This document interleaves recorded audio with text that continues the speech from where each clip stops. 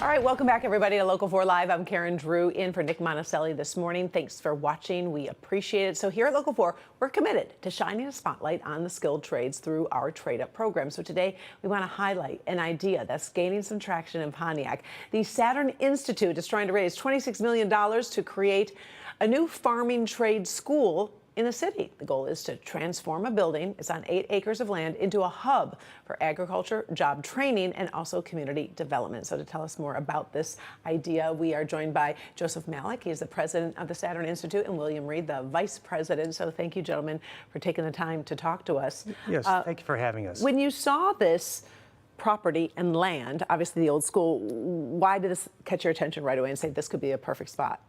Well, we've been looking at, Will and I have been looking at other properties around the area too, and me as a farm kid growing up, and Will and I have known each other for over 20-some years now, doing different projects, and the school was just a perfect fit for what we wanted to do. Okay, so Will, talk to us about the plan with this 8-acre site. What are you envisioning? Well, we have a lot of different angles for agricultural development. As you know, with regular farming, we want to bring fishery, bee cultivation to bring different products. Now, our goal is to actually educate the community on these type of techniques so they can take smaller versions of these techniques to their personal property and develop from there. We want to teach people how to grow food, and we want to actually give them opportunities to help them when they're growing the food. And so a lot of people are kind of intimidated about the process, but when you have different techniques instilled, it makes it easier, brings the community together for different type of crops. Some people want to grow certain crops, some people want to grow different crops, but that type of camaraderie would actually build the community better to help. When you're talking about teaching, are you talking more in a structured, I don't want to say a classroom structure, or do you want to, in a 5-week, a 6-week course? What are you thinking? Actually, both. Okay. You know, so because the different development of different agricultural stems, like with fishery, understanding the makeup of the fishery, of the fish themselves, and how the fish can contribute to the agricultural side of the growing process.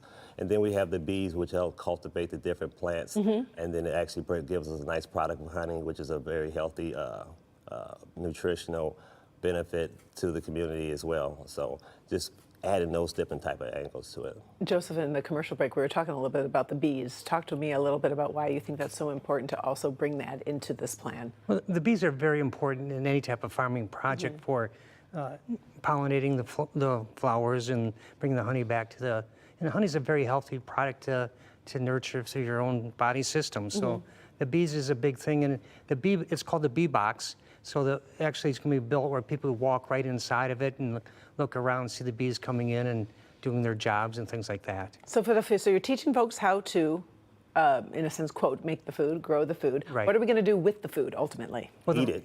Well, I sure hope so, because Right. it does sound delicious. Yeah. But is there going to be a program in terms of outsourcing or helping, or what were you thinking about that, Will? Oh yeah, so that in doing that, we want to actually partner with the local community groups, you know, your churches, your food banks, and then actually supply them with our product, actually work with them in assessing their needs and what that they have identified as a need, and see how we can work with them.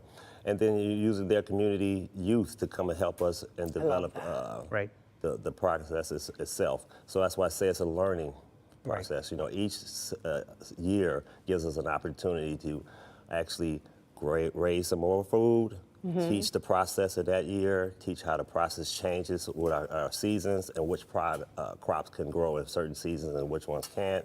Who's doing the teaching?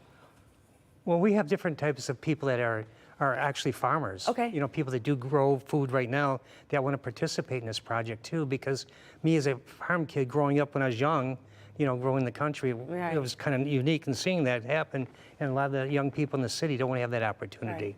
Right. Okay, so you're mentioning $26 million you're hoping to raise. That's a lot of money. Yes, it is. A lot of money. So talk to me in terms of how much you need to get started, and how are you going to try to raise these dollars? Yeah, well, the $26 million is a complete build of the project itself. Okay. You know, that's our goal, final goal. But if we raise up $100,000 or $500,000 or $1 million, our institute can be open. And that's the whole primary thing, is that we do need community help on this. And we're taking a look here at this plan. Give us a little bit of concept. Those are all different numbers, but those would be different areas of where you're growing different types of food? Yes, we're going to have it's an old high school, like it looks like an old farmhouse, and it's called the Jefferson School. And then we're going to have a conservatory where we'll have our plants growing in. Then we'll have the aquaculture area where we could see all the fish being grown, and then the bee box on the second floor. And there's like an old theater in the building too. Like, so we'll do kids shows on the weekends. Could come in and see, kids, and it'll be. And then the seventh area is where we'll do a lot of the science and research regards to farming, where the community could come in and participate in making this project work. So it is a learning campus also too. And lastly, Will, it's going to be something pretty cool and different for the city of Pontiac, which is always wonderful to give back to the folks who live there. That's correct. We're really excited about this particular project and this campus. Like Joe was saying, we've been shopping around and looking at different buildings for a while, but this particular campus gives us all the space, the logistics, the community itself is receptive. Their municipals are really receptive for the idea because they don't want to see that school go to waste. The school has been a tremendous staple point in their community for a long time. And so they're excited and we're excited. And so with the sketches they had set up there, all those different numbers, like you said, attributes to different aspects of the agricultural growth. Well, we'll make sure we put all that information, because we're running out of time, on our website at clickondetroit.com. We do appreciate taking the time to explain it for us. Thank you so much for having us. Yeah, thank you.